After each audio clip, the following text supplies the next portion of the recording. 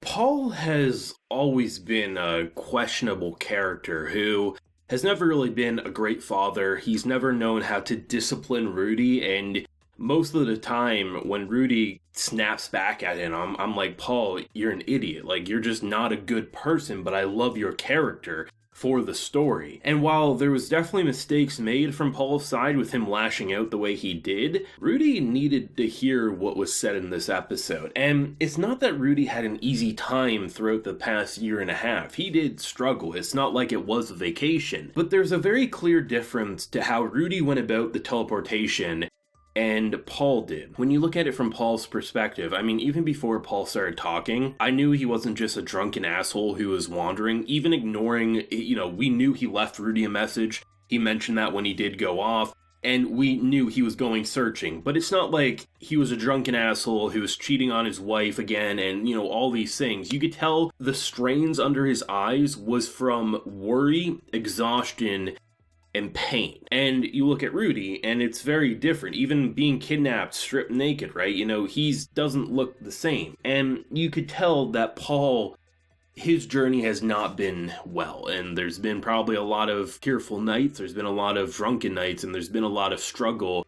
And no real word from anyone, not even your son. He left messages so Rudy could see it. He built a party to help the world. And Rudy, his kind of objective has been to protect Eris, which is good, and it's something that's right, but it's something that I, too, glossed over while following Rudy, and I think it was so well done by the author and the anime studio to craft it and direct it in the way that there was never a point where Rudy, because he's been in villages, he's been in towns multiple points, he's never sent a letter. He's never checked in at the Adventurers Guild for knowledge of what might have happened. There was a giant blast. It's logical to think it could have been to other people as well. And to see Rudy's world shatter in the way that it did, it was something that, because you knew this was not going to be like normal father-son moments between the two, and it wasn't going to be the same type of fight that they've had, when, the violence, it shouldn't have happened. But on the flip side, I think both of them needed to get it out of their system in that way. It wasn't like the last time that he hit Rudy and you're just like, Paul,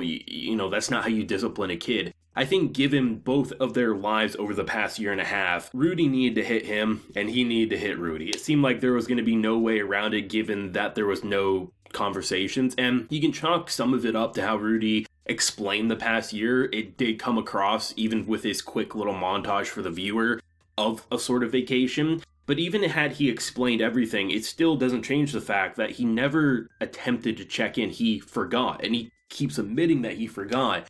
And that, for him, for Paul, his father, is inexcusable given that his son is such a prodigy. He's such a perfect person who is so skillful that in a lot of ways, he just assumed that Rudy was so caught up trying to find people himself. Instead, he was just trying to go back to the same spot. And it's one of those things where neither side here is right or wrong, but it's hard not to look at Paul in this episode and say, this man, the age of the past year and a half, it's on his face. And the moment where Rudy calls him out saying, oh, you're going to try to say I'm hanging out with my cute girlfriend. Look at basically the whore next to you. You probably have her dressed like that. I'm probably going to have a brother and a sister. And when he snapped and punched him and threw him to the ground, it's hard not to, even before more information was dropped from him, you can tell that this is a man who dropped everything to go search for his wife, to go search for people, and doesn't seem like they've had much luck in that department. I knew the whole kidnapping angle wasn't going to be real kidnapping, and the fact that it turned out to be one of Sylphie's bullies, I thought was a really nice tie back, all things considered. And it's just one of those things that the weight of reality, the gravity of the situation is so much to bear. And I am so happy that Eris acknowledged Rudy after Rudy pretty much pushed and said, comfort him, don't go attacking. And the hug and the fact that they didn't go sexual with it, they let it be real with compassion and love. And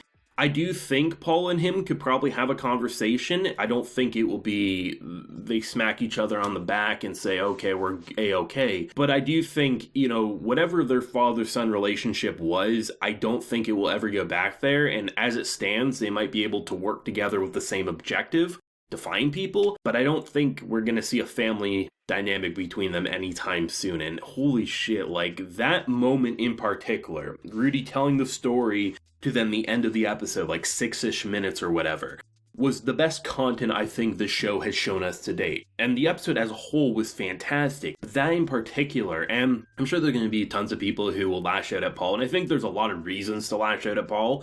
In this situation, I find it hard not to look at what he's been doing for a year and a half, and just the simple fact that Rudy never really bothered to check in or attempt to check in. It's something that you can understand why he's so upset. And I think when he calls out, like, what about Sylphie? Was she transported? And he's like, you care about your girlfriend more than your own mother. And then he acknowledges, I completely forgot about my mother too. I think that moment really cements why Paul is so goddamn pissed off. And it's one of those things where I'm not picking a side, but it's hard not to be like, we really were oblivious like Rudy for so long, even knowing the gravity of what happened to his parents. But it's so easy to go with Rudy's mindset because he's the character we're following, ignoring the fact that we didn't see some of the flaws in his logic of this journey. And it's not like it was a vacation, but I think given the two's faces and what they've experienced over the past year and a half, I think it's definitely clear who had it easier, and it definitely was Rudy, I think. And honestly, the episode as a whole was great. I think Rudy had a good plan about making money. This city is